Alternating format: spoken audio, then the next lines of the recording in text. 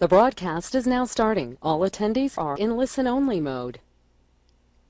Hello everyone, and welcome to another 3D Buzz MMO class session. Actually, this is our very first true class session that we are recording with everyone. Now, this system is something that we're testing new. We've done a few test runs ourselves with a very small number of people. Now, this time around, we've got about 70 people that are in the class and watching the stream. So we'll just we'll test it out. Hopefully at this point everybody can see our screen. And yeah, so today's session, what we're going to do is continue with the story, but this is actually going to be iteration number 1. Let me go ahead and say real quick, joining we've got Zach Parrish and Mr. Lee Renau. Zach, let me go ahead and hand this over to you for a second. Well, sure. In the excuse me, in the last video, which hopefully at this point, if you're attending this class, you did watch that. Excuse me, just a moment. We covered the basics of our story. It's almost like a story skeleton, something from which you could sit down and actually write out a big, long, and involved story. This was really just a preliminary idea proposal, not anything that we're hardcore locked into. A lot of the names have just been kind of made up sort of on the fly to have something to build from. The only idea that we really wanted when we first walked in was a combination of science fiction and fantasy.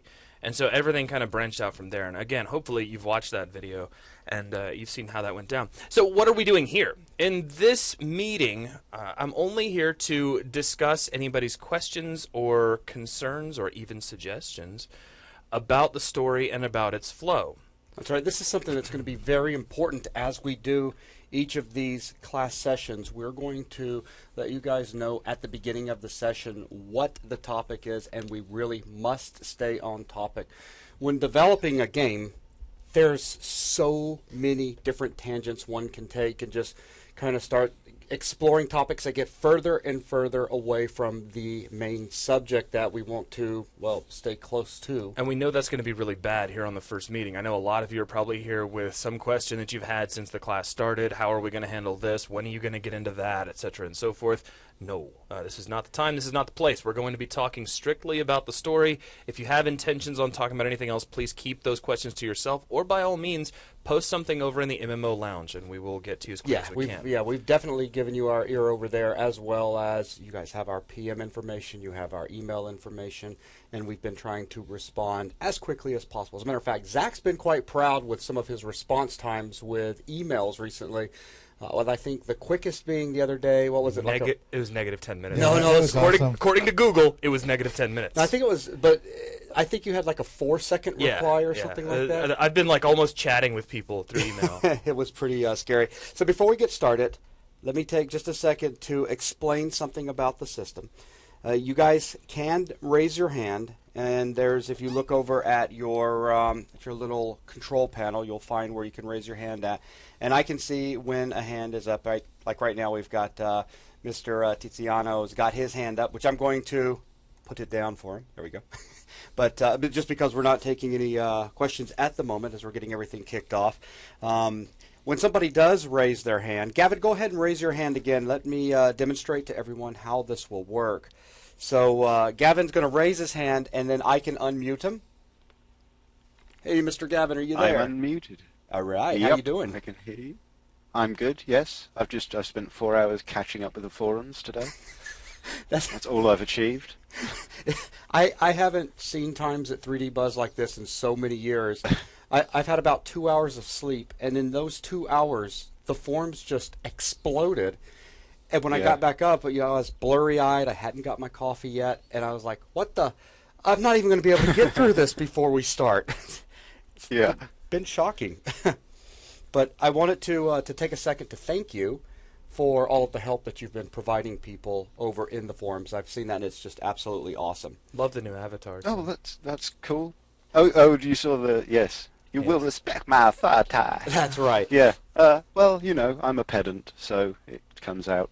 So if you don't mind, real quick, Gavin, go ahead and tell everyone, just introduce yourself to them, who you are on 3D Buzz, since you are going to be one of the primary people helping with people that get stuck in the class.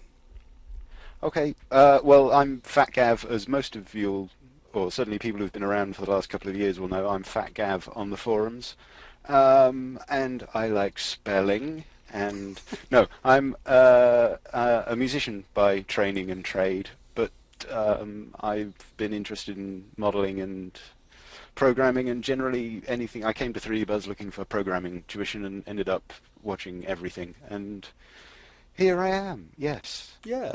I've got lots of ideas. Most of them are probably impractical. Awesome. But you have That's about me. You have been investing quite a bit of time recently with helping members and students on 3D Buzz, correct? Well, yeah, I've finally got to the point where I see questions that I know the answers to. I've been around for the forums for a while, but I'm a relative noob when it comes to most of the subject matter covered by 3D Buzz. So, but it's just nice. I've got to a point and gone, oh yeah, no, that I know what that is. And yeah, that's awesome. It's just a question of having the time. He says that he acts all humble and everything, but then I see him on the forums like answering people's questions about their code and what's going on in their Unity project. So he's being modest. Yeah, he actually knows quite a bit. All entirely inaccurate. Okay, well, thank you very much for joining us today, and I'm sure we'll be hearing from you again very shortly, as you were one of the ones joining us last night when we were going over the initial story proposal. Now, Mr. Tiziano has raised his hand one more time, so let's go ahead and find out real quick what it is that he is wanting. Mr. Tiziano. Well, hi. No, actually, I didn't raise my hand.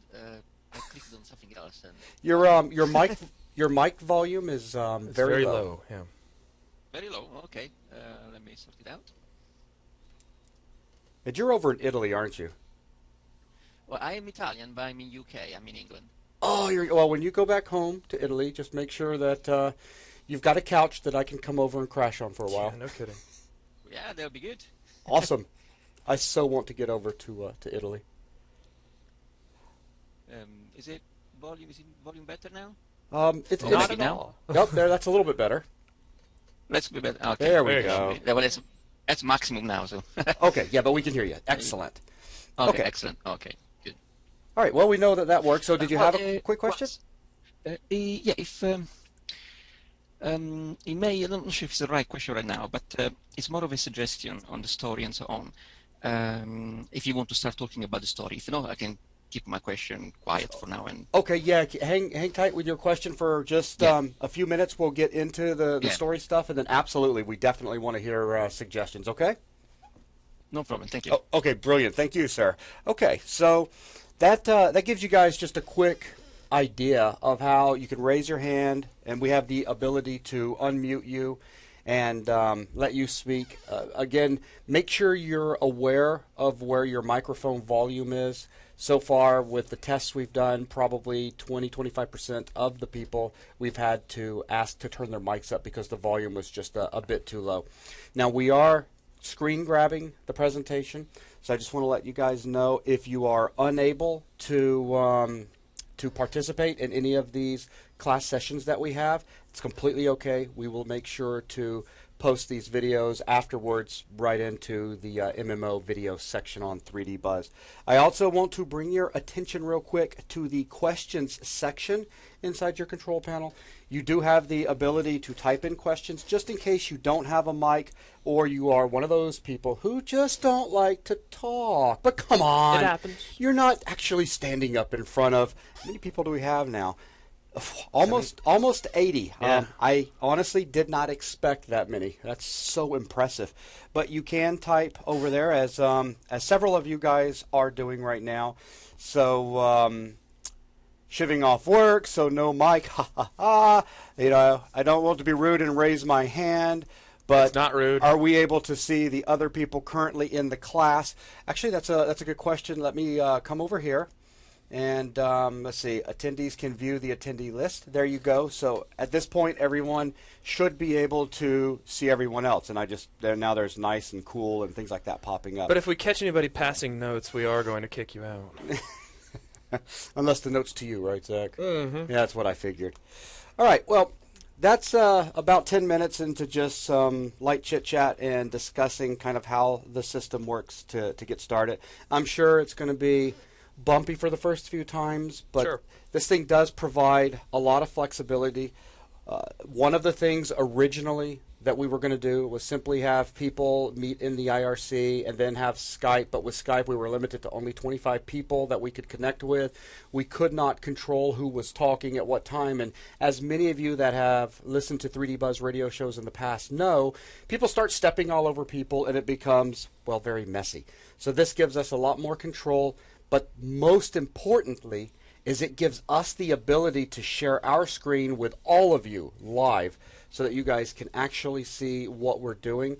It also gives us the ability to switch to one of your monitors. Don't worry, we're not going to do something like that unless you are you've been talked with ahead of time and you know that you're going to be a presenter, perhaps talking about a model that you've created or texture, etc. Though it could get helpful in a later code session, you know, if we're all kind of talking about code and you have a question about something you've coded, it does allow us to look at what is on your screen, which can be very useful. Exactly. Now, we did have another question that came up over on the side, asking about, from Mr. Toots, can we raise our hand and ask through the question tab, or shall we just ask here without raising our hand? Well, when we start talking with everybody here in regards to how we want to begin mutating this story, it's up to you. If you want to raise your hand, that means you're going to be brought in audio-wise to talk with us. And if you don't want to discuss anything via voice, then please feel free to type the question over in the questions area. Right, but choose one or the other. Please don't do both. Please don't type a question and then raise your hand. And then good old David asks about, I don't see any chat. Well, right now we're not actually using the chat system. What people are seeing at the moment is just they're kind of using the question area as chat. Yeah. No talking in class. So anyways, with that. Oh, one more thing. Yeah. I will just kind of mention this. We can see if you are not paying attention to the webcast. Yeah, we can. And the reason that's Gavin. that's the reason that's important is that if we notice that you are constantly losing focus, we are going to go ahead and drop you out just in case somebody else needs to come in, or just so it'll open up bandwidth. That's all. Yes, Gavin. Yes, Gavin. I was setting the desktop to the story overview. Of course you were. In case, because I didn't want you seeing my shed, which was on my desktop as my desktop. So, we're just giving you Your a Honor. Okay, thanks, Gavin. Totally freaked him out with That was awesome. All right, so Zach, let me go ahead and hand it over to you because the initial story proposal that was put together, as we explained in the last video. Well, it wasn't a quick thing to put together. No, it wasn't, but the video was relatively quick, though not necessarily painless. Well, I mean, relative to a lot of our videos, it was kind of long. But I'm sure there's a lot of avenues where folks will have suggestions. You should rename this, you should change that, etc. and so forth. What I'd like to do, and you're going to have to understand, actually, before we even get into anything, there's some things you will have to understand about the way this is running. We are literally running NovaMind on the exact same system that we're using to administrate this webinar. Why is that important to you? Well, if I am to navigate and control my way around NovaMind and do things with it while we're talking, Jason is also going to need to steal control from me every now and then to go click on a button over in the classroom because somebody raised their hand or has to go to the bathroom, that sort of thing. So if the first couple of times we do these meetings, control gets a little bit jerky or goes a little bit back and forth, again, just bear with us. We're still kind of ironing out the kinks to this whole thing. Cool. Now, all of Story that said, time? Mutation time? Iteration Sure, why not? time? Why not? Sweet. Okay. So at this point, I'd like to kind of open things up for any questions, concerns, suggestions that we're going to have. And I want to tell you, before I even start answering them, by all means, go ahead and start throwing them into the question list. Jason's going to be keeping an eye on that as best he can. But I want to show you how we are going to go about this. As soon as I got to steal all control back away, and I have to try not to destroy anything in this room as I do it, which is...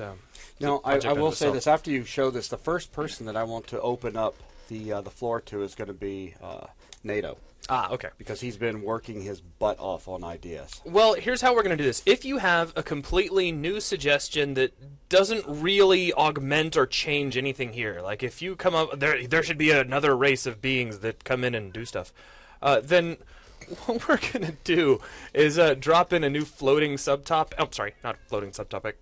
You, over here. All right, we have an animal issue. Yeah, I'll take care of that. So I'm going to grab a new floating topic if you have something that's totally new, like so. And then we'll just name it some new thing, and then we'll just go from here. From this point, we can extend, we can branch out, just like we did before. It can be totally new, anything that you suggest. Now, let me go ahead and delete that. If you have a suggestion that augments or changes an existing idea, like let's say, oh, I don't know, you think, this whole first encounter thing, this was just really lame, and we should definitely make some sort of a change to that.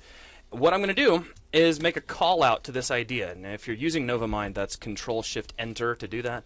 And then I can discuss your suggestion here, and we just kind of pull it off to the side. You can see how it points back. We can have many of these. So if somebody else has an idea about it, we can drop in another suggestion, like so. And we can point as many of these in as we want. Now, later on, once the meeting is over, I will be going back over this and running kind of an audit, picking and choosing. Of course, I'll discuss as much as I can, what I think we should keep and what we shouldn't. We will try to keep this as democratic as possible, but in the end, there's still got to be some form of singular controlling voice to the matter. So I will be going back over all suggestions and deciding which ones to keep. We'll be discussing them over here and then ironing all that out. And then all of these little call-outs and extra suggestions will just get worked into the story in a video that we'll capture. Now, real quick, Mr. Thomas Ireland had a question, and that is, do you guys want to talk about gameplay at this stage? No. Or just story? Just story. Just story. I want to see a very nice, clean, fleshed out story. Now, that said, if you have some part of the story, now I only say this because I did this a couple of times very, very, very lightly, and it needs to be very, very lightly for you too, where you might have noticed there were a couple of story elements that did kind of, sort of, in a way, roundabout reach to gameplay. If that comes in, that's fine, but the gameplay aspect cannot be a concern at this time. Yeah, I don't Just want so you it to be. That's right. I want to have a really rich story that we then move into discussing how do we create an MMO world with game mechanics, etc., that fits this story and fulfills the story to our player. That's very important. And can we discuss things like names, suggestions too? Yeah, absolutely. Sure. Absolutely. Heck yeah. Because again, what we have to work from is just a base. It's a starting point. And the reason was, as we said in the last video, we did not want to start with just a clean sheet, because then it would be a while until we got to this stage right here. All right, so while people are doing that, I'm going to go ahead and expand these all back out. All right, so I'm going to start getting to questions over in the side in just a second. NATO, raise your hand if you are ready to join in. As NATO's been working on a lot of stuff, and Gavin has been working on a lot of stuff. So these are two that I want to get involved very quickly. So now let's see, make sure that NATO is still around. If he's not, we're going to bump him with Gavin first. And those of you that are raising your hand, that's great. We will get to you in just a minute. I just wanted to... I'm guessing that Chris, by not raising his hand, is not ready. Yeah, I would say we need to go ahead and bring Gavin in. Gavin, raise that hand of yours just to throw you to the top of the list real quick. There Gavin is. And we'll just come over here and bring Gavin in. And there you go, Zach. So you can begin taking any kind of notes that you need. And go for it, Gavin. Yeah, this relates mainly to the first encounter section, and kind of touches on the Great Order as well. But basically where I'm coming from on this is that I like my science fiction personally to be grounded in science more than fiction. Okay. I like sort of near future sci-fi rather than like somewhat ties into what you were saying about faster than light travel and how that's achieved, if it's achieved, why it's achieved in the last video. But rather than the probe going out, although I do like the image, the probe being sent out, the drone is spotted by Merlon, and it actually discovering the energy signature from the Arcanosite.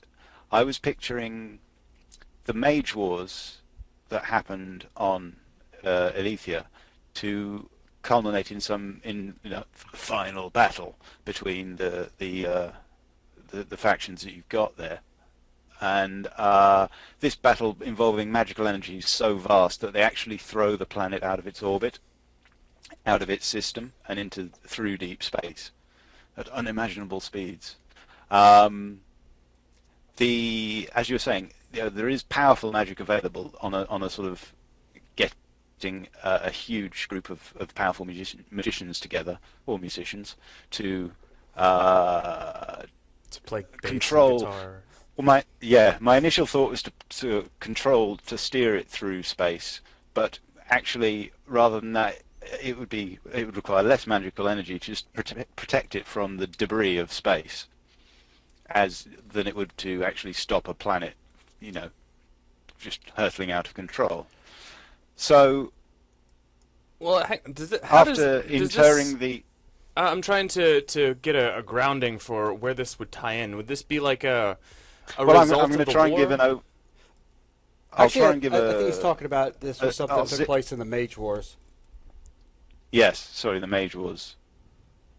This is This is essentially replacing the first part of your first encounter, rather than the probe going to the Alethians. Mm-hmm. I'm picturing literally Alethia coming to us.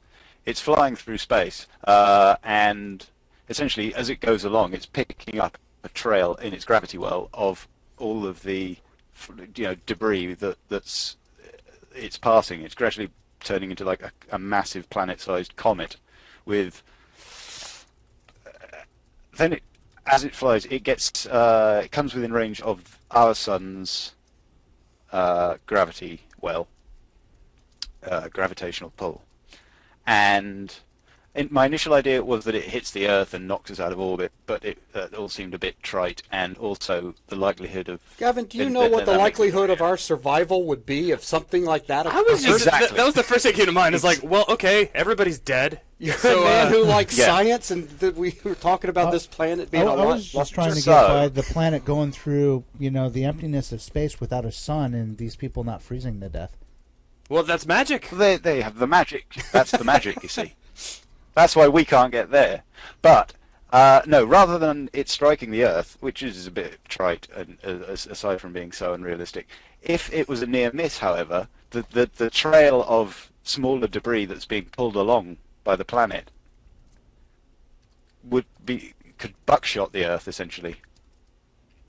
What's a near miss? Because Potentially, it's well, between us and Mars is Whoa. probably a near miss on those terms. I would still be quite interested yeah. in exactly what sort of That'd be true a scientific I haven't result looked- that would be a heck of an I- intergalactic golf score, really. I admit I haven't done the cosmological sums on that one yet, but it seemed more Have you feasible not? than anyone surviving two planets colliding.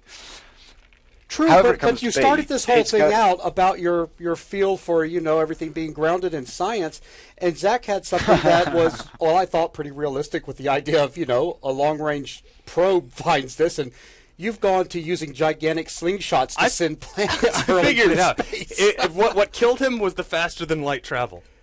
Is that what it was? Yeah. I think We'll so. skip that. We'll As soon skip as we that. said faster than light travel, he's like, "Oh no, there's got to be a whole nother reason." Well, let's see. We don't know of any planets nearby that this is actually taking just, place. you know, Let's bring the planet to us. Please keep in mind, Gavin, it was Mr. Bill Gates that said we would never, ever need more than 640 megs, ever. So you can't say we could never travel faster than the speed of light. We don't really know. Einstein theorized that You we can't realize you accelerate just to put- that speed. Yeah. Anyhow, Where there? Earth was I? I really was... don't want this Yes. to turn into an argument about the validity of relativity. No. I'm trying to drag it back on track, which is hard enough. Oh, even I'm in sorry. my own That's head. right. 600. And Thomas, thank you for putting that out there. It's 640K, and that's what I meant. Yeah. Our conventional RAM, yeah, which is even better. 640K. K. We would never need more than that. There's more than that in this document. But anyways. Okay, so I did number. Now this is last night in the initial video. This is the first time that you guys are going to get to work with me. People like Lee and Nelson have been able to enjoy this in the past. I stayed nice and quiet, but I will put my thoughts out there, and don't let me Absolutely. don't let me offend anybody, because sometimes I can get passionate, and it is obviously no offense meant by anything. I just like getting into it because, well, it's a lot of fun. And I don't like that idea, Gavin. That's Well, cool. It's so bizarre. Me personally. Well, no matter how the story I was- shapes, I like the idea that these guys are a long ways away from us, and because I really want the concept of exploration and deep space to end up in this somehow. Right. It gives us the need to have spaceships. I don't like the idea of, hey, check it out. The Alethians, they're hanging out just right over there. We could take our everyday space shuttle to get there. Well, no, I was picturing it more in terms of what adding an extra planet to the solar system would do to the whole solar system. But it's still too close to us. It would, but you know, that's fine if that's. But Zach's a key putting it part of here, it. so That's- It's funnily enough- here. It It's is here. It's something we can certainly discuss and iron out. So I mean, I don't want to just completely dismiss it out of hand. I don't mind saying that as No, powerful you as do. I imagined the Alethians being, I never pictured them being powerful enough to knock their entire planet out of orbit with enough velocity to make it across the galaxy, or possibly across the known universe, to somehow magically decelerate and end up in Earth's orbit without just streaking through like the world's fastest oversized comet. Or did I ever imagine them being powerful enough to survive that kind of thing? They're not gods. That's cool. But I like where your head's at. I mean, I like the thought that went into it. So, No, well, that's hang on, good. let's not derail it. What else? Come on, I know what you've else got you got? ideas. I'm sure you got one or two other things. Yeah, there's a few other things in terms, but a lot of them do tend to sort of be based on ideas that at heart are more gameplay related than Gavin. general story related. So, All right. Well, let's do this. Let me let you catch your breath. Let me go ahead now that NATO is back up. Apparently his system exploded. Awesome. Okay. Hang on one second, Lee. I will get you back shortly. Let's go ahead and start rotating through people, and then just throw your hand back up, Gavin, when you're ready to jump back in, and we'll just keep rotating so that we can start letting everybody bounce ideas around. Sound good? Yeah, sure. Awesome. All right. So let's go ahead and bring in NATO. Mr. Morris. Hello. Hello. All right. Shoot. Right. Okay. I'm just trying to think of where the best place to start is. I think that an important element of the Elysians is that their civilization has degraded from the past when, in terms of the grandeur of it, 100 or 200 years ago, they were a lot more powerful than they are now. This might be because of the Mage Wars or possibly something before caused this, but back when they had all this, they had a lot more power than they do now. They could send small parties off to nearby habitable planets by group, big group efforts. But now it's very difficult because there aren't that many of them left, and the ones that are left don't know the techniques that the older ones of that race knew. They're not dying out; they're just losing knowledge, and they're losing their abilities, sort of the grander abilities that they used to have. does link into a pre-story arc of what you currently have, aiming to bring in a big bad evil guy per se, who is hostile to both sides. I'll get into that in a minute. A note on the Terrans, I don't... Honestly, at the moment, Terrans are... Right, they're humans. They're okay. Don't need to think about them. The only real change I'd make is to completely expunge every element of Earth entirely, to the sense of... As in Gears of War, for example, it's humans, but it's never specifically stated that it's Earth and it's humanity. It's actually the planet Sun. There's, America and... Well, yeah, exactly. It's not America and Asia and Europe and that kind of thing. I think to me, that's important because there's so human culture that that exists now is so horribly complicated that to take it and expand on it in terms of one world government comes into power. That's all good and fair to say, but what happens with all these other smaller groups and blah, blah, blah, blah. And you don't want to A, end up offending someone, and B, get something wrong. But you can get those elements, the elements that you want, by coming up with an Earth-like culture that isn't humans exactly. Mm-hmm. That's my only real note on that. It's a personal choice. I try and stay away from... I totally agree. I mean, I actually spent a while going back and forth in my head as to whether or not I wanted this to have anything to do with Earth whatsoever, and then just went ahead and just settled on it just so I would quit thinking about it and I could get something fleshed out. The whole time realizing that the doing away with Earth, so to speak, would just be little more than a name change. Yeah, exactly. It's not, it's not a massive change, but it just sort of tidies things up. It means that you don't have to kind of go, you don't have to clean up all the mythos, you have to clean up all the political issues and blah, blah, blah, blah, blah. So yeah, apart from that, the Terrans I am very happy with. There isn't much in there that I disagree with greatly.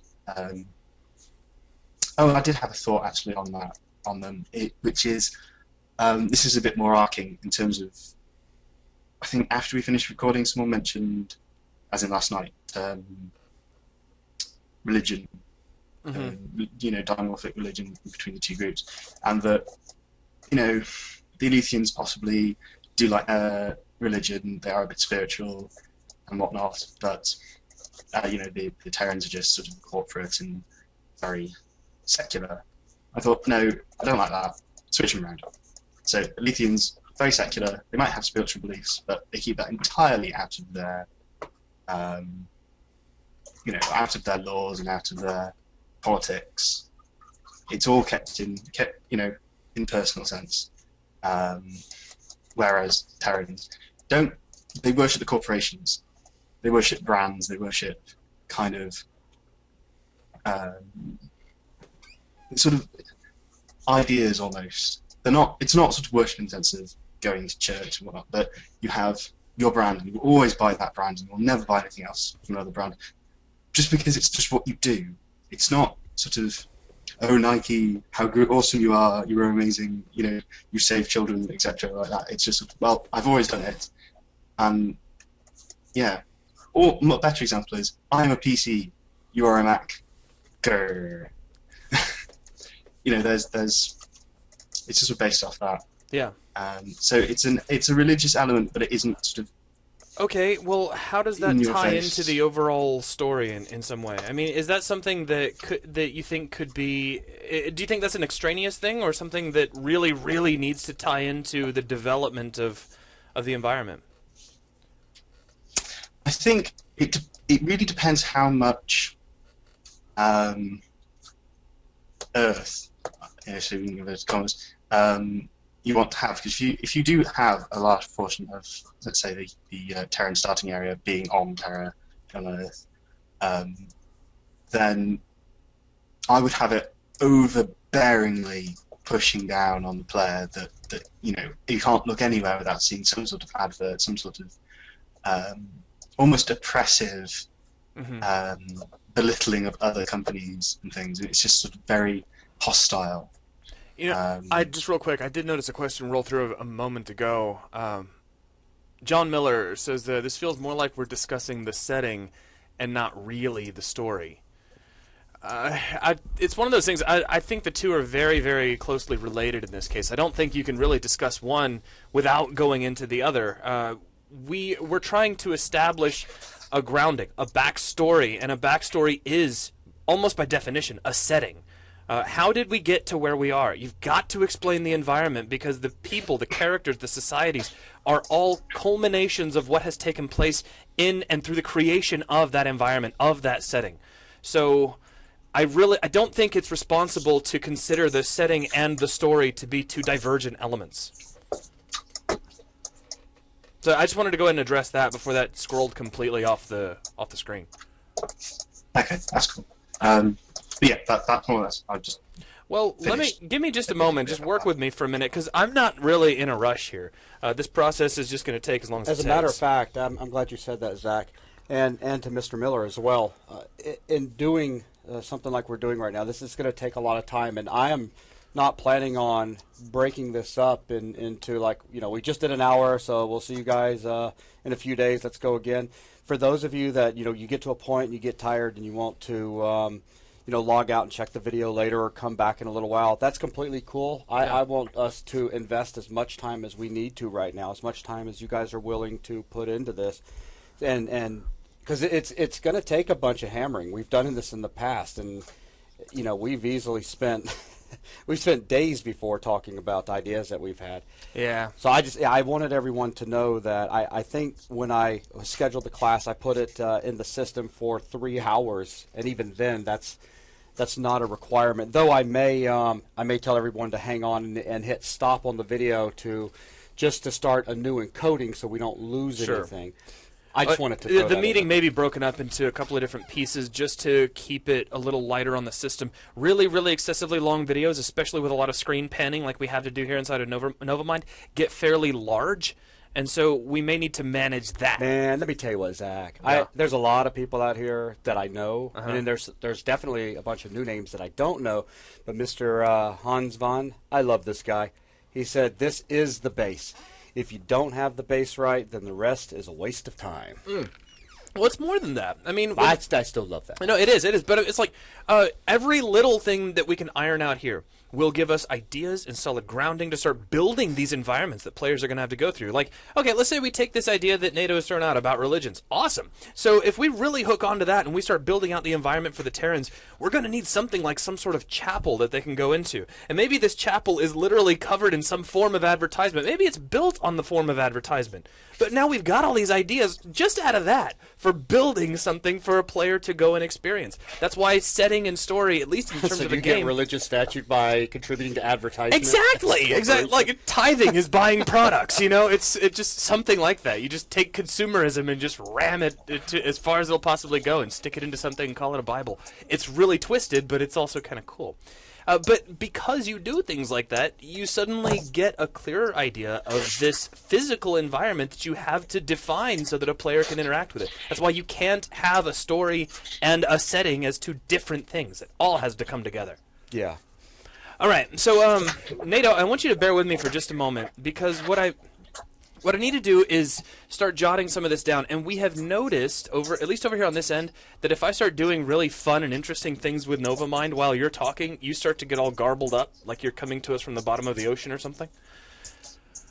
So, right, okay. Yeah, so let's say, I'm just going to leave this little flag here for the idea of doing away with Earth. Yeah, I think that's enough just as an inspirational giver so that when we come back and we continue working on this. Yeah, and if along the way somebody comes up, well, you should name the Earth this, that, or the other, or this Earth-like planet or whatnot, then I can just make another call out off of that and go from there. Now, work with me real quick, NATO. You're thinking that the Terrans should have the kind of religious background. Let's explore that for just a minute. Let's expand on that. So what I'll do is I'll make a whole new branch off.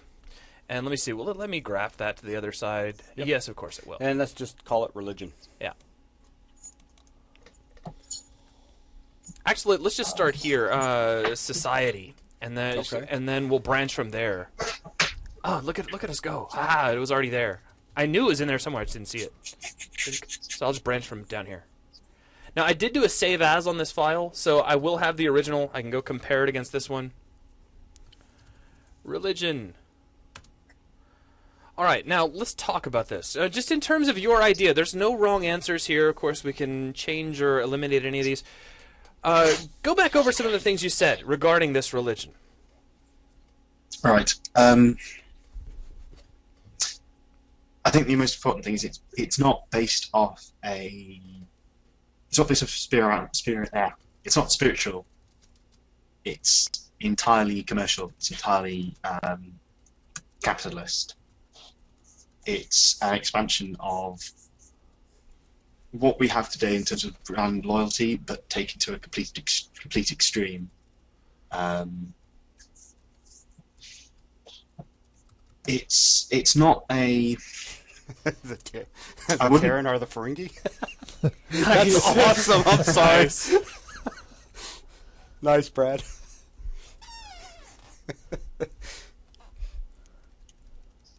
I'm sorry, NATO. Keep on. Yeah, we are we're No, it's all right. I'm just define trying the to Ferengi. They just need the big ears.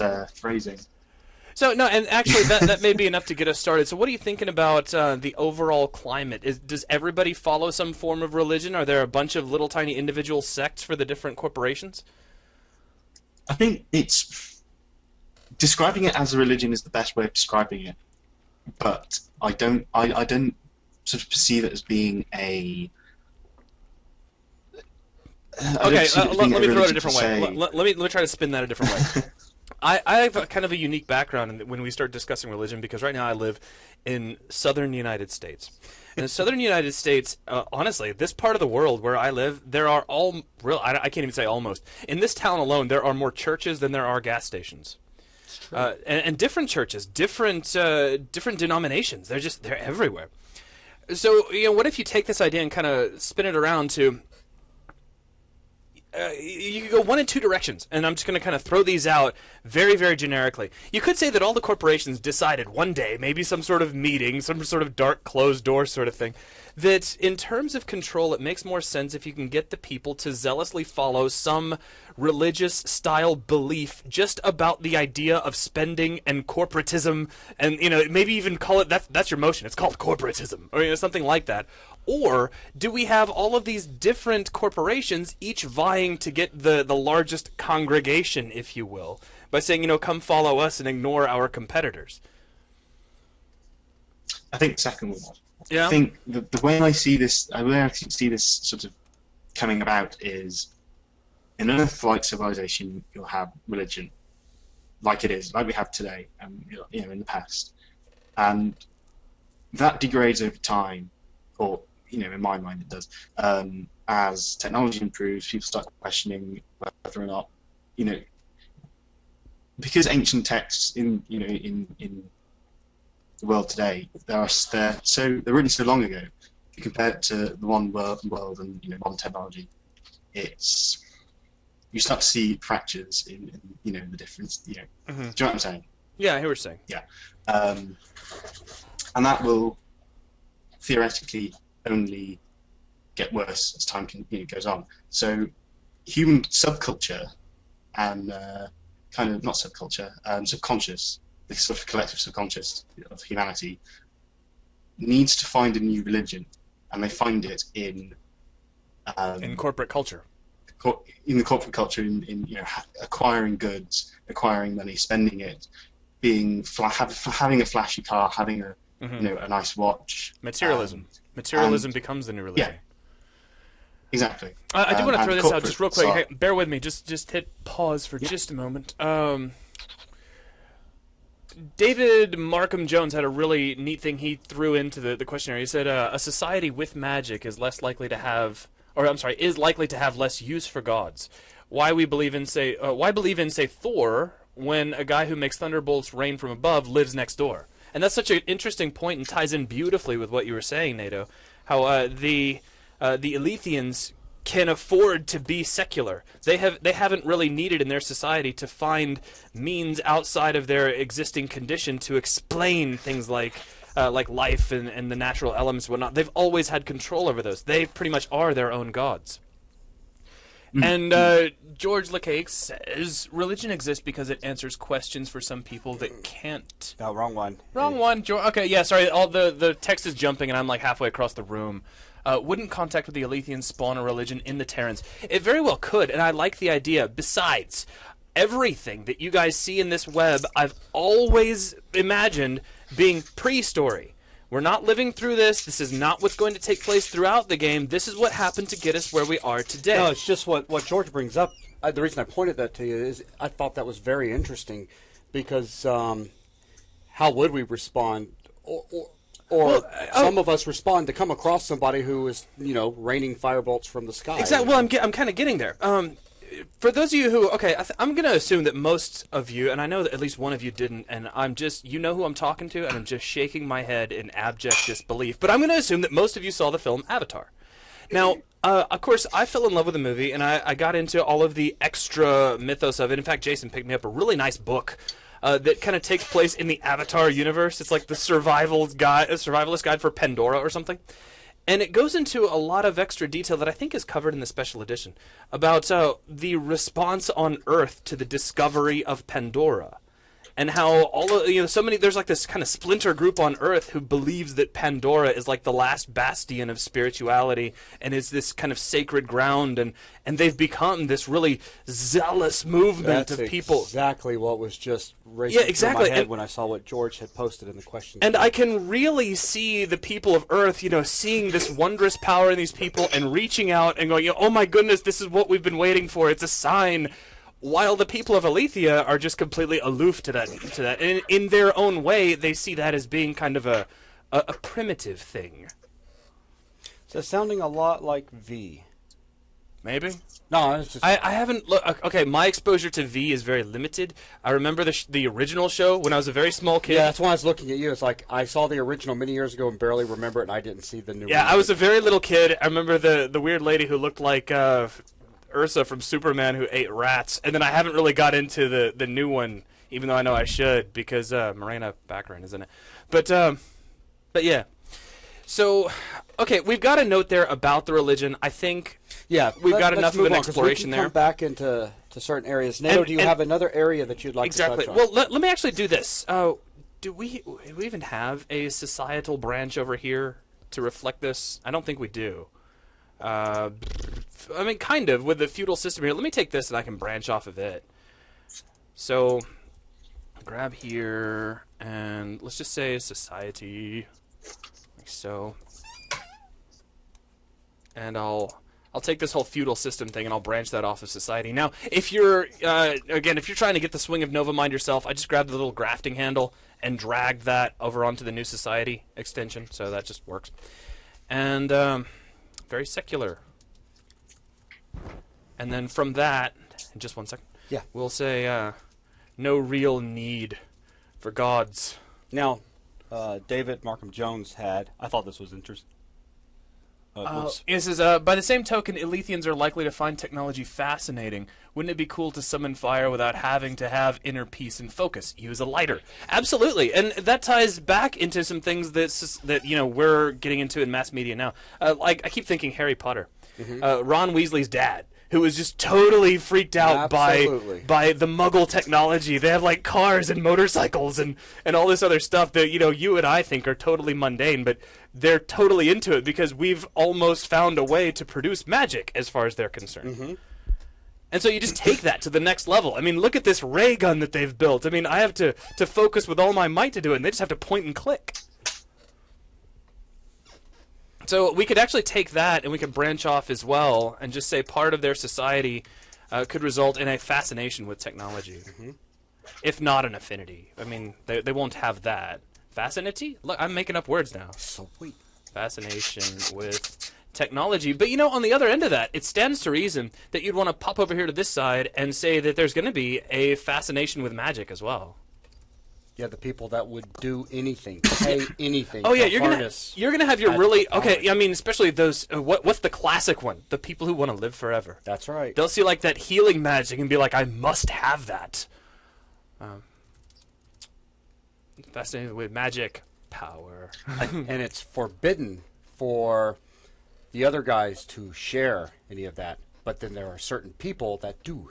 That's true. And that's an interesting thing. Now, I had already mentioned that we're getting some sort of intermingling, that that some magical abilities are starting to appear.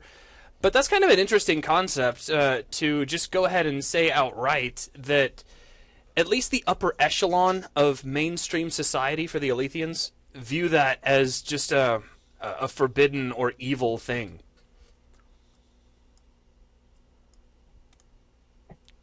So,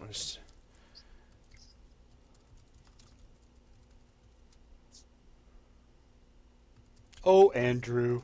He wants magic-imbued nanobots. Me too, actually. Hey, I like my nanotechnology. I'm going to keep using the word Terrans right now until we come up with another word. That way I can just do a search replace en masse. So if you guys are wondering, well, I thought you were getting rid of that. Well, we are. I'm fine with getting rid of it. But since we don't have anything to put in its place, I'm not going to stress it too much. That's awesome. What do we have? Techno-necromancy, controlling of dead machines. But the machines were already dead! So now you... But were they? Well, actually, no, you take that in a slightly different direction. We've already got cyborgs, right? And I'd already discussed earlier, as I fly over to the other side of my outfit, that in our electronic intelligence section, we have a human brain or body parts Right. wet-wired into a computer-machine interface. Okay, what about an undead brain? Now you literally have a cyber zombie. You bring somebody back to life and then start to graft cyborg parts onto them. Now what do you get? Whoa, you just blew my mind. Exactly. I mean, zombies are cool. Everybody loves zombies. Now imagine a cyborg zombie. Well, that's it. We need to stop on this and start production of the cyber zombie game right now. We'll have to call the game Cyber Zombies. Zomborgs. Zomborgs. I like Cyber Zombies better. It rolls off the tongue. They're both awesome. They are both awesome. Okay, so, all right, we touched on those. Any other major areas real quick, Nato? Right, yes. You feel free to say, to come back to this, but I have a sort of prehistory, which is a bit off the wall and introduces a sort of third race, which is its meta plot, its meta history that doesn't really affect. It's not something that the characters would know, but it affects the development of the world. And Okay, hang tight just a second. brings in a Hang tight. Let me do this. Let's grab my main branch here. Let me insert a little floating guy, which I'll drag down here to the middle. And here's what I'm going to call this: proposed meta history. I have no idea if by what you've said that's going to be an accurate term, but we'll go with it anyway. And just go ahead and roll with it. What are some of your ideas? Right, okay. The timeline that I'm thinking of would go vaguely as such. A long, long time ago, not In a galaxy far, far away, yeah. Basically, there was an ancient, and when I say ancient, I don't mean in the same way that you've referenced ancient before on the other side of the mind map. I mean properly ancient. A very warlike race who had amazing technology. Far beyond whatever the Terrans would ever have, and that technology developed through conflict. This is sounding more and more like Halo by the second. But a lot of that technology is, for warfare, it's quite horrible. Now, what happened was there was a civil war occurred. I'm not entirely sure what would have caused the civil war, but basically they ran out of people to fight, so they started fighting each other. Would be a vague, idea. One group decided to hide a stash of technology, or possibly, I was thinking, WMDs, but sort of on a much grander scale. Possibly some sort of fuel on a planet, far out of this war, far out of their empire. The idea being that they'd have a bastion they could just fall back on if everything went wrong. However, the Civil War basically ended up killing that entire race out.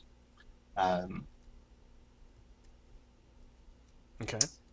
Now, there was a bit of a gap. The planet that they decided to place this sort of cache on is Elysia. Yeah, figured. And the Elysian race evolved from sort of microbes and things that were left behind when this race came and placed these things on the planet and then buggered off. So they are. That's where Elysians come from in a biological sense. It was a long, millions and millions of years ago. And the Arcana site is this. They're not. This is where it gets a little difficult.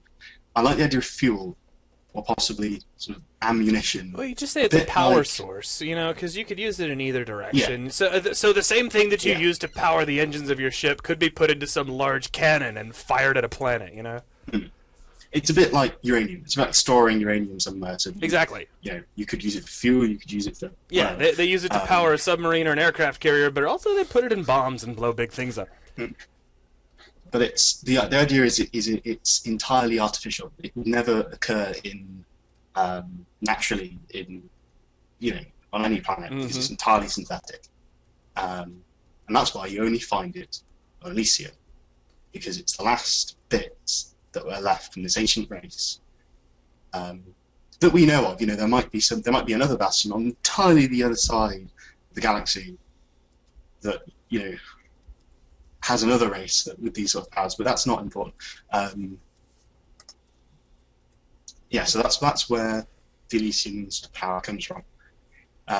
This is interesting. There's quite a big time gap. You're kind of paralleling the idea of the Forerunners in Halo, and there was in the game Free Space the same thing happened, but I can't remember what they called them because I played that game years and years and years and years ago. It's also kind of like Mass Effect. It's also kind of like Mass Effect in another way. Yeah. So it's a theme that we do see recurring throughout science fiction, that there was this ancient all-powerful race that came before. So, but I dig that. I don't think that makes it invalid. I think it actually makes it interesting because it's a theme that we've kind of come to accept, and it is very cool.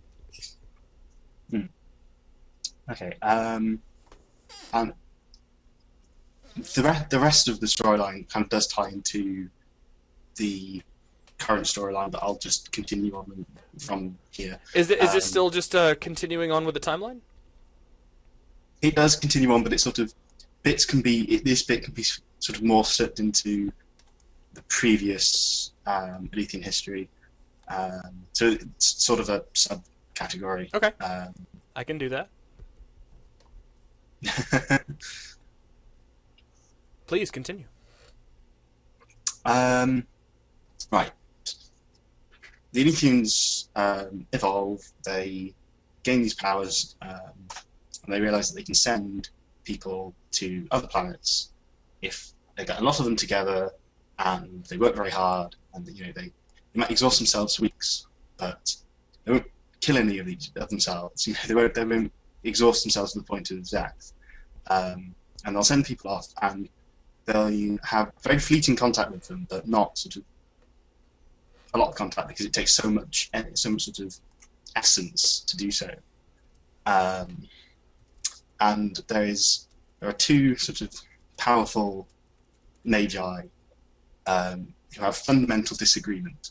One of them says that we should conserve our energy, we should conserve our sort of power, and only sort of travel when we need to, and only go to very, very nearby planets, and try and sort of teach ourselves to have a two-way sort of transport, and try and build an empire, basically. Very slowly, very slowly.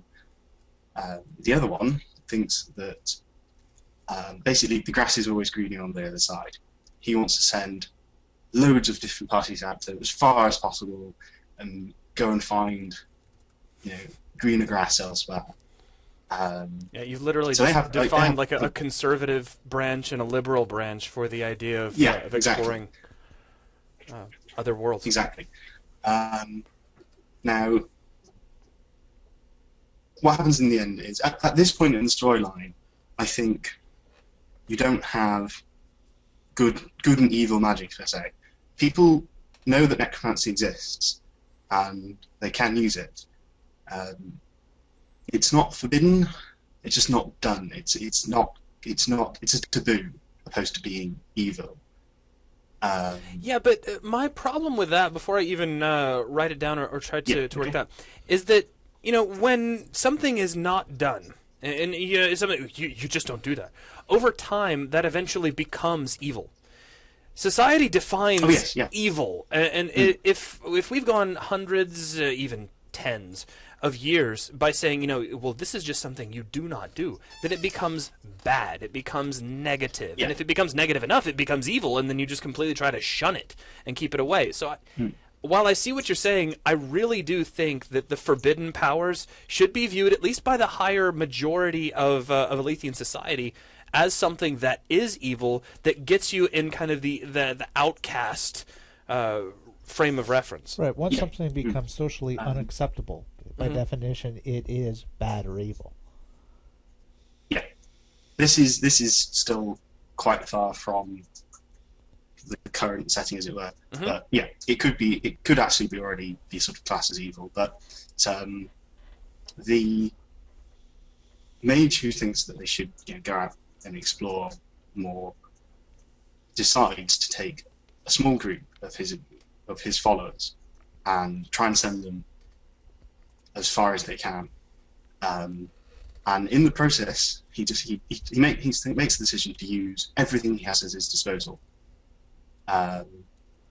So he uses all these powers that are considered evil or taboo, or however you want to put it at that point, and he completely drains sort of hundreds of people, hundreds of his followers, to send a very small number of them to another planet. It's very, very far away, and he fails, or he thinks he's failed at least. He kills all his followers. The other ones, he can't find them. They're gone. They've disappeared. They're not where they should be, and they're not left on the planet. So he doesn't know what's happened. Because he's basically killed hundreds of people, he gets sentenced to death, which is important later on. Now, time passes. The Mage Wars happen. The necromancers are defeated, and they decide. There's some ancient texts from sort of within the subculture of the necromancers that mention this ancient sort of progenitor of the necromancy magic that he saw no problem using it. He's kind of like a what's the word? I want to say messiah, but that's entirely the wrong word.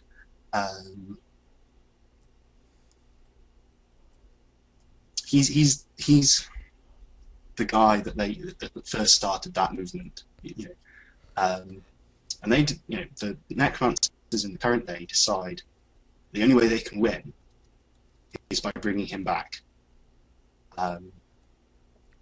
And he's been dead for hundreds of thousands of years almost, or something like that. He's been dead for a long, long time. So it's going to take a lot of energy and a lot of time and effort to bring him back. This can be, I'm thinking at this point, this is sort of actual sort of quest play a plot. That the necromancers are trying to bring this guy back, and it's your job to stop them. In my envisioning, the players fail. This guy comes back, so the necromancers bring him back. It's some sort of the final attack on the necromancer stronghold, and they think that the players think they've defeated everyone and they've won, and suddenly from the pile of bones rises this horrible being of necromancy and just sort of starts absolutely wrecking everything. the point is that this Magi that's come back to life it's not him, or it's not entirely him, because he's been dead so long, and sort of his, I don't want to use the word soul, essence I think is a better term. His essence has been wandering for so long out there that he's basically gone mad. He's gone completely insane. I'm like stuck in Chronicles of Riddick now. He's not human. He's a wholly half dead. And he comes back to life and he thinks, I'm just going to kill absolutely everything. I had the idea that sort of almost a shard of the ancient race has been imbued in him somehow. So he has this warlike, completely hostile essence inside him. He has all these powers from ancient times ago when powers were greater. But he's still weak because he's only just come back from being dead for so long. He has to rebuild, sort of like almost like the Mummy films. The undead comes back to life and he has to spend a couple of weeks getting back on his feet. Like Mortos. He would be the big bad evil guy. Yeah, or Voldemort. He'd be the big bad evil guy. Everyone has to come together to defeat. You could even have him turn on the necromancers in a sort of sure. Yeah, you basically defined Voldemort. Why did you bring me back? I've never read the Harry Potter books. Well, you should. I mean, for kids' books, they're actually quite good. I don't know. I tried reading them, and I just couldn't. I'm only saying this because if you really, really overly explore the idea of a dark mage who is evil, was killed, and then a group of really zealous followers desire to bring him back and follow his every whim, you have just defined one of the most popular magical stories in modern history. Just so you know. What do we got? Arcanocite can be processed into a drug. I love it. I love that a lot. I love it. I see sparkling blue dust that we snort. Yep. I see Bioshock, but the Terrans. Oh yeah, man. Zydrate comes in a little glass vial. Heck yeah. Okay. What else do you? Do you have any other primary themes you want to explore? Not massively. I'm gonna throw this in, and it's not massively important. Real quick, I don't mean to be disrespectful of your idea because I think it's really good, but I'm gonna throw this in as a reminder to myself. Actually, let me do it this way. I'm gonna grab probably this whole branch right here, and concern Voldemort. I'm a little worried that we just basically created Voldemort right there. And you don't necessarily have to read the books. Go watch the films, and I think you'll still get the idea. And while I love the idea of borrowing from as many mythoses as you can, because it gives people common ground. I think you can overplay your hand, and then at that point it really does feel like you get the negative connotation of stealing ideas, where you move from borrowing to just taking it and over abusing. But again, I like the overall idea. I like the theme and the idea behind it. And there's a huge question from Keaton Van Auken. It says, well, yeah, a little bit. Go ahead. Well, do you want to try to read the whole thing? Let's see. I guess I'm not the only one thinking about it. What if Terrans couldn't inherently gain magical powers from Arcanocite, but a refined and processed form of Arcanocite, maybe Arcan X, can be used in moderation to give Terrans temporary magical abilities? As a result, there's an underground of Arcan X addicts who take as much as they can get. These addicts gain unpredictable yet potent abilities, while also destroying their bodies. In extreme cases, their bodies turn into zombie-like husks with powerful abilities which will do anything to get more Arcan X. I love it. I love it. I think that's a fantastic way to go about it. And then, you could do something very similar on the Alethian side if you want to kind of balance it out, especially with the idea of cybernetics. Because let's just assume, and this is actually something reflected in the role-playing game Shadowrun for those of you who were fortunate enough to play that and know what it is. But let's assume that you have to have a limited, or a certain amount of connection to your essence, your soul, what have you, to really tap into your magical abilities. But the more you start grafting this technology to your body, the more you start to wear away that connection to your own spirit. And so you literally make yourself less magically potent as you start grafting more and more technology to yourself. But because the Alethians have this just absolute fascination with technology, it is happening, and there are people who are constantly, Alethians who used to be so magical are addicted to this, this surgery, this augmentation of body and self and mind, and making themselves what they see as more because the grass is always greener. Yeah. I'm just picturing the wonderful world of the black markets and all. Oh, sure. Get into this kind of stuff. I'm so stuck in the whole repo thing now. Let's see. How could I explore that? Let me give me just a second, folks, before we keep talking about some other stuff. Because again, if I start playing too heavily with Novamind, we can really start garbaging up the audio. So let me do another little floating topic here. And we'll get this kind of slid out of the way for just a moment. And let's call this power crossover. And that's just what I'm the term for now. Now, from here, let's say Terrans. Again, I'm totally cool with getting away from the term Terrans, but as of yet have nothing better, we're just going to stick with it.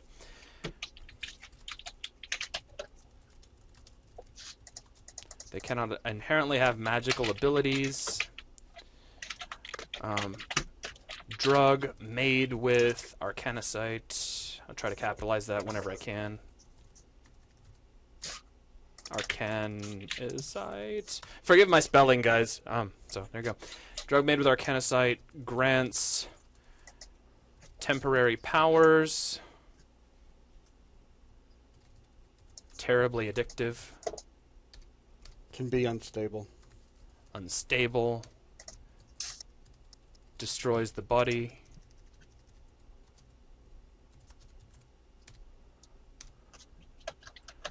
Destroys the mind. Why not?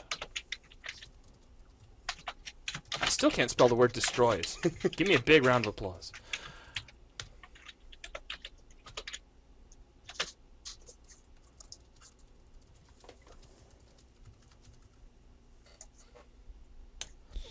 And, I would also,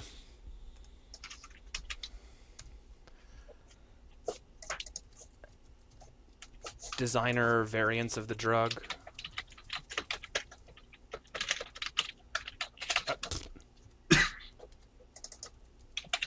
I can't spell today at all.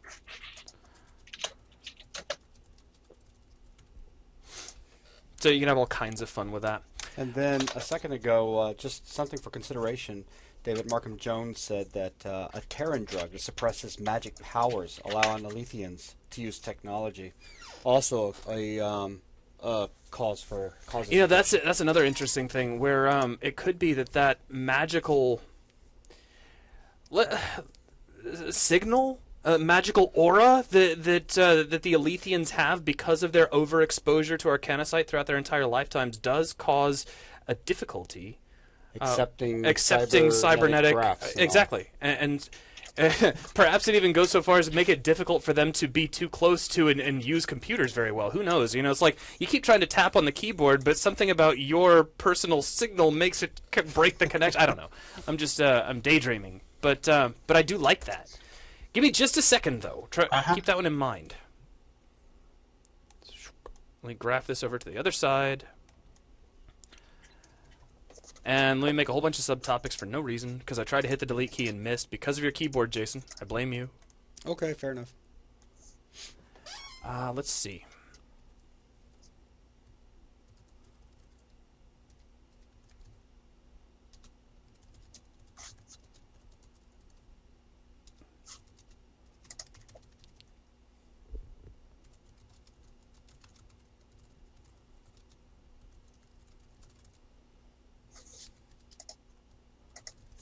I'm going to say perhaps.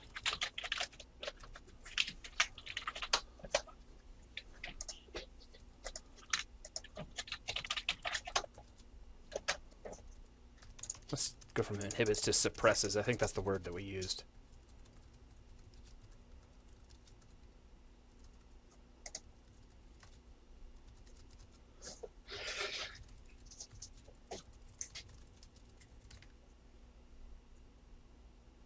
All right.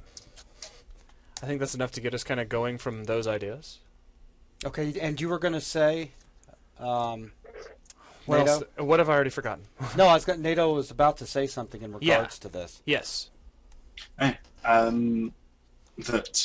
Terrans might sort of kidnap and give these drugs to Letheans and then use them as slaves almost. Because I did have a slight idea of whether or not Elysians would have human rights, or whether Terrans would have Elysian rights, and the... Well, I can actually picture both sides being generally considered outcasts in their own home territories. You know what I'm saying? Like, if you're a human, I feel like I should start using finger quotes with that. If you're a human and you're walking around on the surface of Elythia, you're a stranger. You're not fully accepted, and no, you don't have the same rights. And the same would be true of an Elythian on human territory. I mean, and that kind of ties back into, there was a terrible war, and while we can sign as many treaties as we want, there's still going to be some animosity there. That stuff just doesn't disappear. Well, it gets kind of close to an idea I'd like to play around with, which gets back to the way the necromancers were treated. Okay, let's do this. Hey, Chris, I'm going to go ahead and put you back on mute just to cut down on clicking noises and all. And we'll be back with you. No, it's all good. Thanks, man. And let's see. There we go. And then let me go ahead and turn the floor over to you, Lee. Well, what I was thinking was with the necromancers, because they were kind of shunned by the mage lords, pigeonholed to the southern hemisphere, and then they began this war with the Terrans. It kind of polarizes them into two different groups. The traditionalists who believe in their ways were the best and they don't want to change, and the futurists who embrace Terran technology in any form that they can acquire. Mm-hmm. And then having a little bit of conflict within the own ranks of the necromancers. Well, I can actually, I think you could extend that into all of Elythia. I think both sides are going to experience something similar, where the Elythians, because the fascination with technology as a whole, I think you would end up with groups of people both on the social exile necromancer side and in the traditionally the followers of the mage lords, who are in some way heavily intrigued by technology and wanting to follow it, and those who think, oh no, that's evil, that's otherworldly, that's outside the scope of our powers, it's not right, etc. and so forth. Where at the same time, I think you'd find the same thing on the human side of things as well, in terms of magic, where you'd have those, I want magic and I love it and I worship it and it's a sign from the heavens and all that kind of thing, or others who just outright see it as a threat to be removed. These people are too powerful. They're going to try to take us over. We can't allow them to have a foothold in our territory. Allowing them to exist is dangerous enough. So, and I think both sides of that could be easily reflected in their native societies. Right. Another part would be on the Terran side with the cyborgs, because I like playing with that idea, where the cyborgs in general are considered by the populace as less than human, but having a subculture of the young Terrans that look at it almost like body art, with piercing and tattooing, where they consider themselves more than human, and it becomes a bit of a strife inside of itself. Kind of a counterculture thing? Exactly. Not quite getting it to the point where, we're talking Cylons and they go off to their own world, but because that gets us into the black market and all kinds of fun things that we could do with the underworld.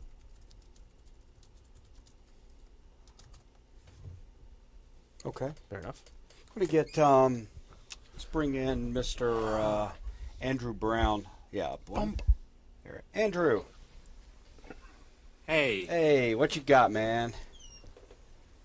Yeah, I've only got one main question, and it kind of is. It's not really about the story, although because it's kind of a big question, it can really influence like how the story goes. But Zach said last night that both the Alethians and the quote-unquote Terrans are both human in form. And is that still up in the air? Or are you That's totally up in the undecided air. about that? Totally up in the air. Give us your thoughts. Well, I think it's a big thing. Like I think it's going to be a massive thing if you won't be able to distinguish which is which. You know, just sort of to look at. Are you talking anatomically or just obviously they're going to look different in like clothes and stuff like that. But are you talking like anatomically they're actually be the same? Like if you just had two standing side by side, would you be able to tell the difference? I would like there to be some kind of a subtle difference, but I wasn't thinking something as outlandish as, the Alethians having completely different colored skin with elongated ears and tails and 3 fingers instead of 5 and that sort of thing. Now, if there end up being subtle differences, if it came down to the difference between a human and an elf where there were just long ears, that's okay. One of the first things that I come across was borrowing a little bit from like the Dune mythos where this exposure had done something to the eyes, making it very apparent when you just look at somebody that they've at the very least been exposed to arcanosite throughout their entire lives. Right.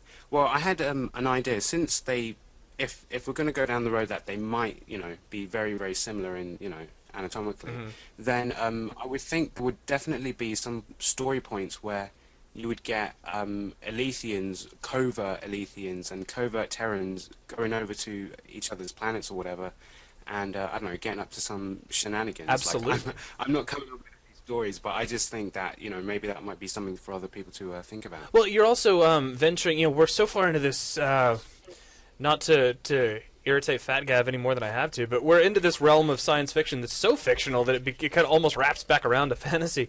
But there's no reason why, even if they did look different, you couldn't argue that humans could find some means via genetic engineering or something to cause someone to look like an Alethian. Me personally, but at the end of the day, I want to get everybody's thoughts on this, so I'm not going to pull the old CEO card on this one.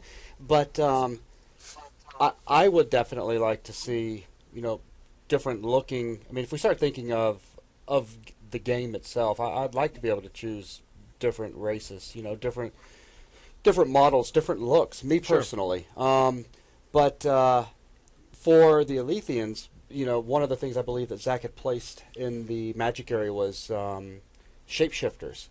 So a shapeshifter could easily make themselves look like a Terran for doing, shenanigans, as you said, and then there could be some sort of technology that the Terrans have generated that almost like how you have like an invisibility cloak, but some sort of cloak that changes your appearance or whatever. I'll do you one slightly better. We still remember we took the time and effort and ingenuity to recall that we should have the technological form of magic, which is nanotechnology. Oh, there you go. So you could just make it up off the top of your head and say we have nanites that can restructure your at least your outward anatomy and morphology. Could be extremely painful too. Oh, absolutely. But this hurts like hell. But when you're done, you could look like something else. Well, we can get a little bit crazy. Terrans have cyborg technology. We can make computerized brains. Kidnap some of the Alethians, replace them with a computer brain, remotely control them from Terra.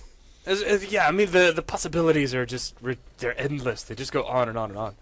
So we actually kind of have to be careful in that, because you could just branch out in far too many directions. Yeah. Well, I was also just thinking at it from a design point as well, just thinking in my brain, like, I'm sure there would be, like, some visual distinct differences, but yeah, that's cool. Me personally, my vote would be for there definitely being visual differences between them. I think the big thing I wanted to get across, and it's like, while I said from the outset that I wasn't necessarily staunch about the belief, I will go back, I will kind of retract some of that and say that I don't want a situation where the Alethians look like some form of a monster, or some really outlandish creature with 3 arms, 6 legs, and tails, and 2 heads and things. Versus the humans, which look very much like you and I. I want there to be enough common ground in their overall morphology so that they're humanoid in form. Right.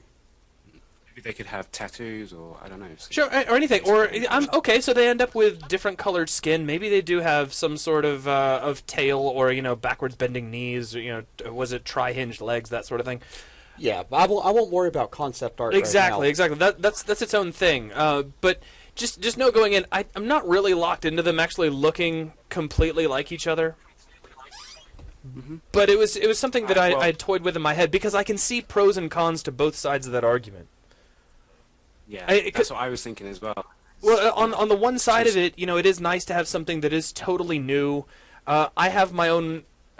These are very, very personal reservations. If you're only going to have two races, with making one look extremely different, because I think people, when they play a game, want difference. They want something that is not themselves and cooler. And what I don't want to have happen is for the Alethians to end up looking so quote unquote cool that everybody wants to play an Alethian and not as many people want to play the humans. I'd like to avoid that, and I think that could easily be done if you made them look too cool in a way.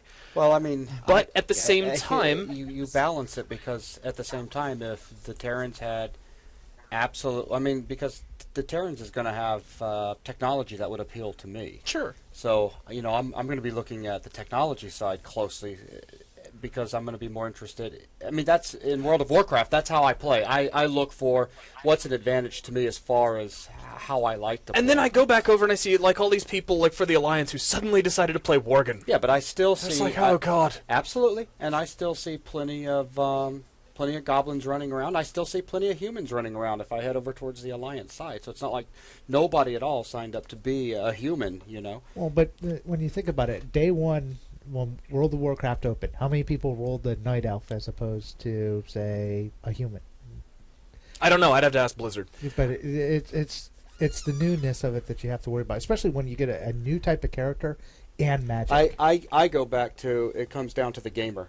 Because if the gamer sees that some of the passive traits that they're going to pick up as a human are going to outweigh what they might pick up as a night elf, and they're traits that benefit the way they want to play, then a gamer is going to go that way, as opposed to someone who's like, ooh, look how cute I am. I'm going to do this as a role-playing type thing where I'm going to, talk the language and all that good stuff. Well, again, what I just want to make sure everybody's completely clear on my concerns in that regard. They're very personal to me, and I totally acknowledge that not everybody thinks that way.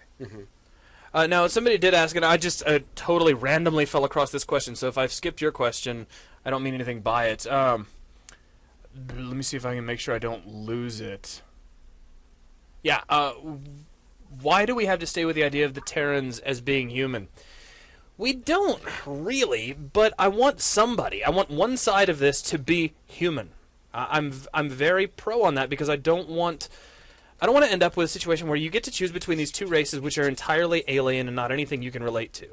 I think it helps the player get more into the spirit of the world, be able to accept what's going on, if there is some sort of common ground, even if they choose not to be on that side of the conflict.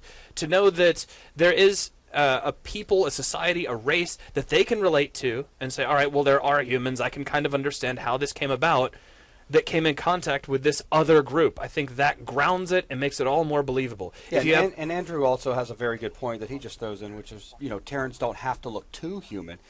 Even if they are our descendants, technology, bioengineering may have made them look different anyways. Oh, and I would love, if we want to go the road of it's important to look different, there's no way we'd be able to make it to this deep into the future of technology and whatnot without some significant bioengineering. We're already exploring that today. You see people that get new, elongated teeth grafted into their jaw. People get bones grafted onto their skull to make them look like they have horns. I can only see that getting worse and worse and worse and worse. So, maybe the people who do want to look like elves literally have new ears grown and grafted onto the sides of their head. Or you go all the way into some of the other kind of science fiction where you have entirely new appendages grafted onto your body, either cybernetically or biologically. You could have all kinds of fun with that in terms of the overall look of the quote-unquote humans. Okay, Andrew, is there anything else that you wanted to discuss? No, that was it. Okay. But just saying, you guys are doing a great job, so Thanks. Well, thank you. I mean, Thank it's it's an iterative process. I mean, we're just really, as you know, we're just now coming up on the 24-hour mark that we even really started this. So, we're trying to cram as much in as we can, as quickly as we can, see how this thing evolves and takes shape. There's definitely been some awesome ideas that I've heard tonight, which is fantastic. Well, someone just asked, how do you define being human? Very generically, look at yourself in a mirror. We are humans right now while we talk, and that's kind of the generic base that I consider the humans I'm referring to starting out from. Just so you guys know. With the exception of Andrew, he's not human. Not Andrew Malloy. Yeah, not the Andrew we had. Yeah, there's only 4 Andrews in I here. know there's so many. Okay, Andrew. Well, thank you very much, sir. can I- And I will go ahead and mute you. Nice talking with you. Okay. And Bye. Bye. Put And his hand down. put his hand down. And Mohammed El Zayat, which, by the way, if we butcher names, we apologize in advance. It's very difficult to for our unilingual selves to pronounce every name out there on the planet. But Mohammed, good to meet you. Good to meet you too, Zach. I'm really glad to talk to you. Yeah, I'm really honored as well. Actually, I got like a couple ideas to the story that contributes to the story. Although it could be not like, how can I say, not like contribute. I mean, I was actually thinking about contributing to the actually the encounter. The first encounter. I was thinking like, could it be much more coincidental? Like, for example, when you look at the first encounter, like the terrain is sending out the exploration kind of droid, and then it discovers an energy signature. Now, my idea is actually about. I usually love that the player forms or shapes the history of the game. I mean, even like. For example, you get into the game, and for example, the first players of the game, they get into the game, they shape more history, and they get into historical depths, for example, forming new societies, forming new historical lines, for example, and so on and so forth. That even the new players, when they come in, they have actually start learning that history live from the game. So I was thinking something like, in like having an external race that is. That they are actually kind of barbarian race that are completely unknown to the Terran people and the excuse me right now the language here the Elethians. Elethians. Thanks a lot. Sorry about that. No problem. So and the Elethians people, and for example, those barbarian people, they actually got the same kind of industrial explosion that we got somewhere in the 19th, 18th century. And then they actually got even having kind of a technology that they got on a faster pace than ours, that they got actually a very nice high technology, although they couldn't get out, for example, of the style of the steampunk, let's say. And for example, they were actually trying to release probes all around and trying to find out other how can I say, other planets, other planets or other, how can I say, societies and so on. And for example, by very coincidental luck, one of those probes actually lands on the Terrans guys. And then when they are actually trying to, they actually several of those landing on the Terran lands or whatever planet, they are actually trying, for example, to investigate. They tried actually to investigate more and more, and they couldn't actually have a clue about it. And then, for example, when they tried to predict the trajectory by coincidental luck, they actually find those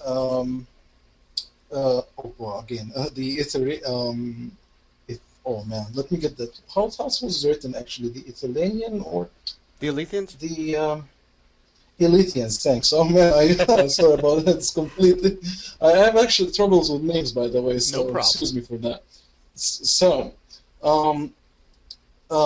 then afterwards, like, while people are actually in the middle of the war, we could actually bring those barbarians, as Zag actually wanted in the previous video, to introduce some sort of a common enemy that actually these barbarian people are actually trying to invade and capture more land, as actually barbarian do through the history on Earth. That's how actually I was like thinking about how it goes.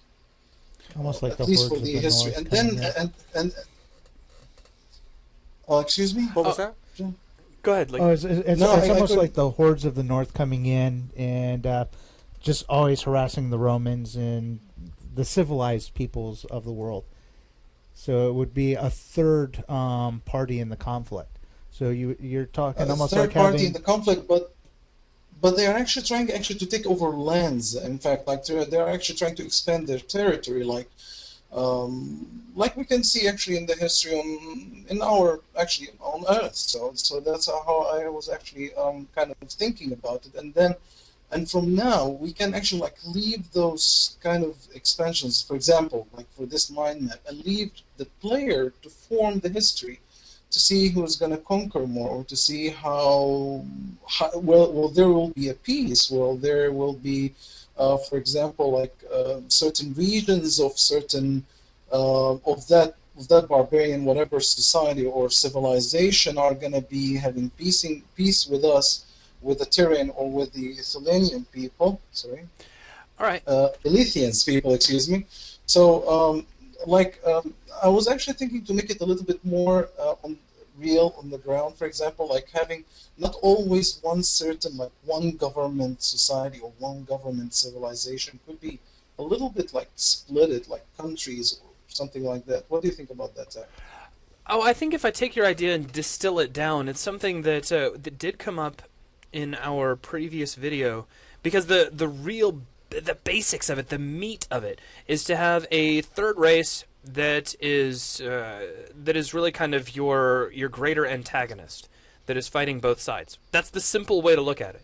Now, you defined the visual theme as being very steampunkish, and it just seems like every time I turn around, there's somebody else who wants to find a way to get a crowbar in there and just wedge in something having to do with steampunk. Please, oh God, can we have steampunk in our game?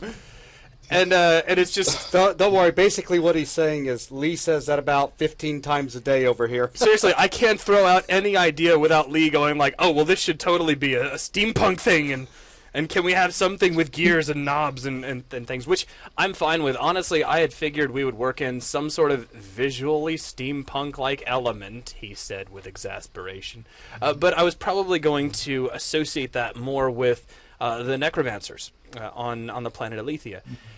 Generally speaking, I'm fine, and I actually like the idea of there being a third element that comes into play to kind of help further the conflict. But I'll be... In fact, it would be even... Yeah, excuse me, Zach. Actually, in fact, it would be even cooler that even that third society or that third race, it could be even a player chooses it. And even, I mean, it could be even much more fun that the player who chooses that society, he doesn't even know where the planets are.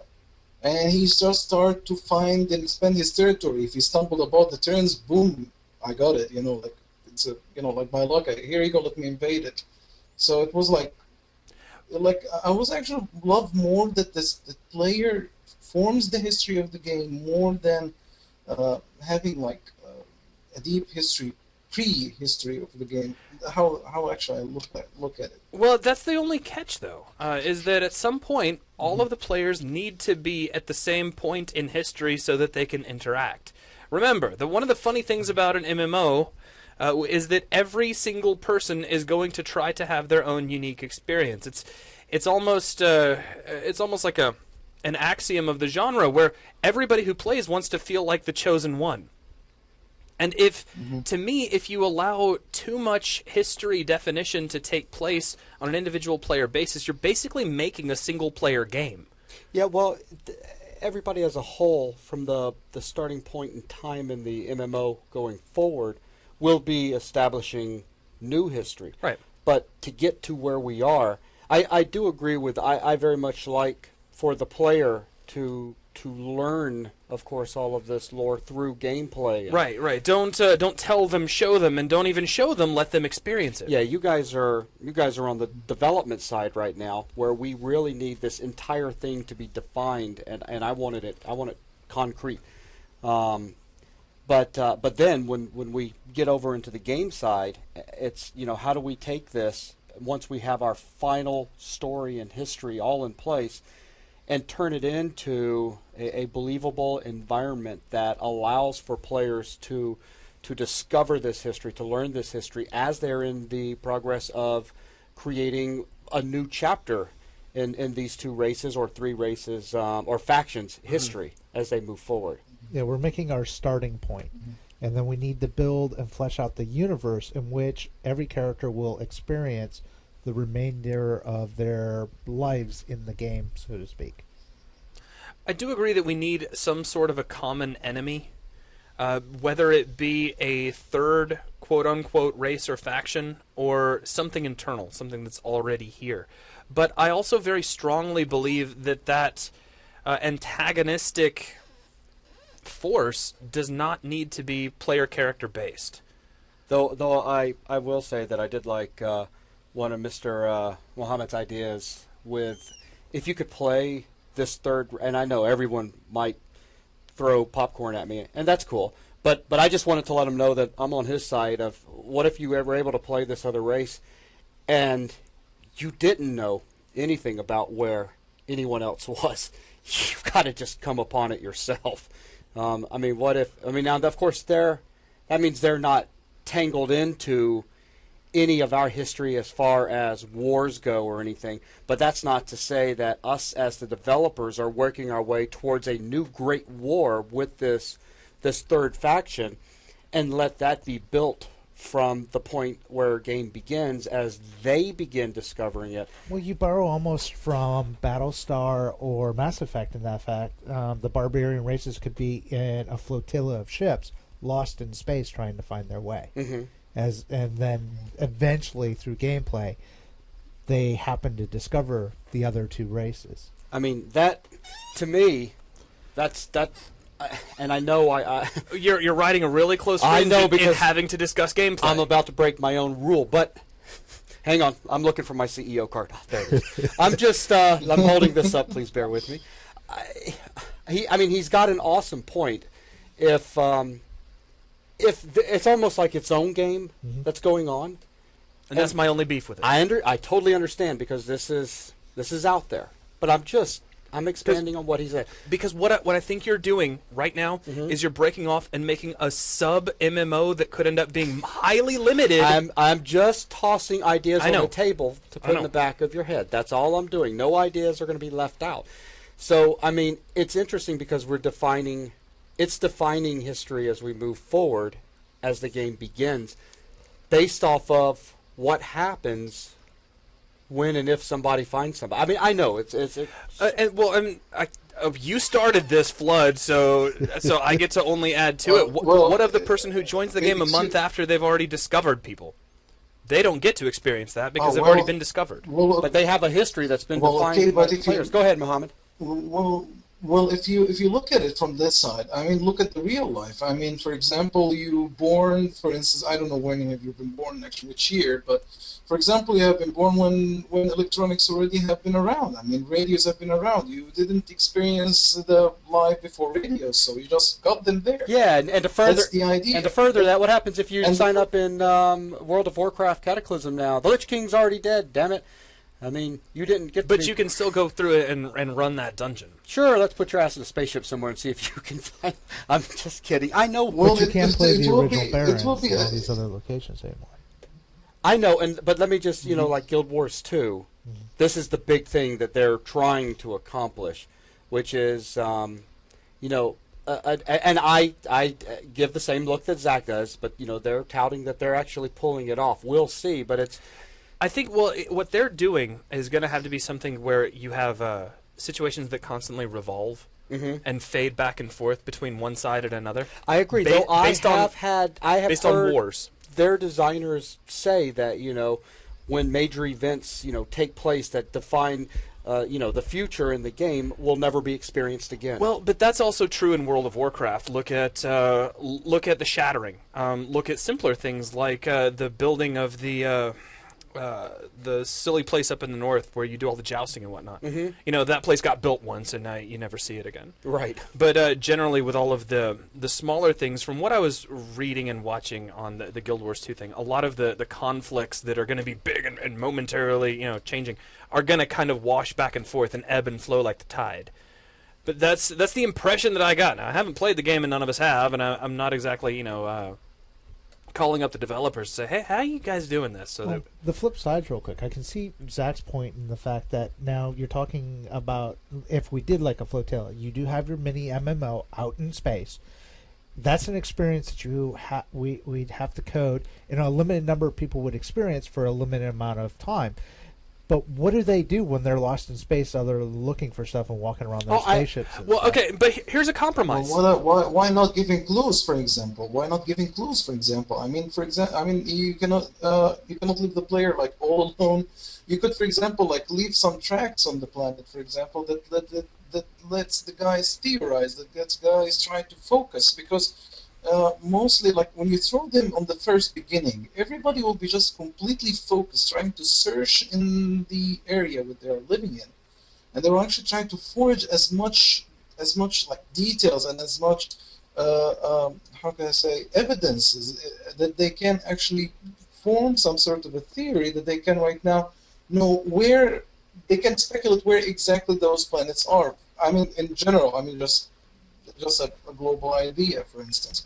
Like we, for example, on Earth, we just see traces of, I don't know, the pyramids or whatever. People are just speculating, okay, those are the aliens, I don't know, and then people just try to read the hieroglyphics and then figure out the history and everything. Why not as well leaving such tracks that could lead the players as well to come to these middle conflicts, or just to get meeting in with these two races? Well, here's a compromise that I think could actually make it work, and then really I think we need to move away from contemplating gameplay elements, but I will throw this out there. There's no reason why something very like this couldn't be explored, and I hate to reach over too much into what, you know, other MMOs have done, but take a look at the concept of starting zones, where, you know, you jump in, you start the game, and then you experience a certain uprun of history, something that literally takes place before the quote-unquote common era of the game, and in that your character grows, you kind of learn what is going on, but for you it's like an experience that is branching. If it's the first time you've done it, it's like all of this discovery really does take place. So let's say you have this third race who is in this spacefaring flotilla trying to, you know, and they don't know about anybody. And then as you move forward and you level, you take missions for the first time, you eventually you play a pivotal role in helping to discover these two races. And then once you've completed that quote-unquote starting zone, you're now caught up to the common era, and now you play along with all the other players. Yeah, I'm just tossing ideas on the table. That's all. And I don't disagree with anything that has been presented. My major concern is that I think one of the underlying things with an MMO should be to try to bring players together, as opposed to separate them into individual cells that make it hard for people to get together. Yeah, I don't disagree with that. Okay, we're about... Well, go ahead, Mohammed. Well, no, nothing actually majorly special. Okay, I like actually as well the Zach's idea, although if you look at it from a deeper point of view, and I will not actually argue about that, I know how Zach is kind of beginning to be sensitive about the cages and everything, but I would love to say that if you're going to put the character like this in such a way, you could actually let the character alternate the the timeline, if he does the, I don't know, the quest in a different way or whatever. But just, it's, in general, I mean, this is like a kind of, I consider it as a statement, just it could be, if it could have happening, I believe that could be not so helpful as it should be. But anyway, it doesn't matter. What I wanted to say as well, could you, just an idea, I really didn't think through it, to be honest, but have you thought about, for example, mutation? I'm not talking about. I'm talking about the mutation of the Terran and the Lithians people. I mean, for example, the Terran, instead of being injected by nanites or whatever, they should in order or injected by whatever medicine in order for them to be magicians or something like that. Have you thought about, for example, what happens if they got married? What happens if they get like some sort of a middle race? Meaning if we had some Would that be crossbreeding. also Some crossbreeding. I think actually I saw Yes, I saw yes. George ask that earlier. Yeah, and that's definitely Mr. Shivan Angel, he asked, let's can they go breed? ahead and let's go ahead and put that up there somewhere because it's definitely worth exploring further. Now let's see. This as well could be actually introducing some sort of like, as well, it could as well like contribute to history, that you could, for example, have sort of people that they are in between Terrans and Lithians people. Yeah, absolutely. So, well, I wouldn't take much of your time. I believe this is all what I wanted to say. Is, Jason, if somebody has his hand is Okay. raised out there, probably can take them instead of me. But before I go, I'm really honored that I was talking to you guys. I'm really happy for all the efforts which you put in through the video. It's our honor that you're here. Yeah, absolutely. I'm glad to see so many of you guys here, and I hope you guys can stick it out with us because this is going to be. It's going to be one hell of an adventure, that's for sure, but it's going to be a painful one because there's so much work involved. But thanks a lot, Mohammed. You take care, okay? Yeah, no problem. Bye-bye. Okay, Bye-bye. let's see. We've got Mr. Well, actually, before We need to pause yeah, for a let's moment. go ahead. No, we're not going to pause. For those of you that can continue hanging out, keep your hands up over in the classroom and keep the questions coming in. I'm going to go ahead and hit stop on the video, get this one saved, and start up another one. So, one second. So for those of you that are watching this video, Please continue on to the next video. that's right. With the session still going, but it's an hour and 50 minutes at this point, and let me just get this one video saved in case, the house blows up. We don't Yeah. want to lose this video.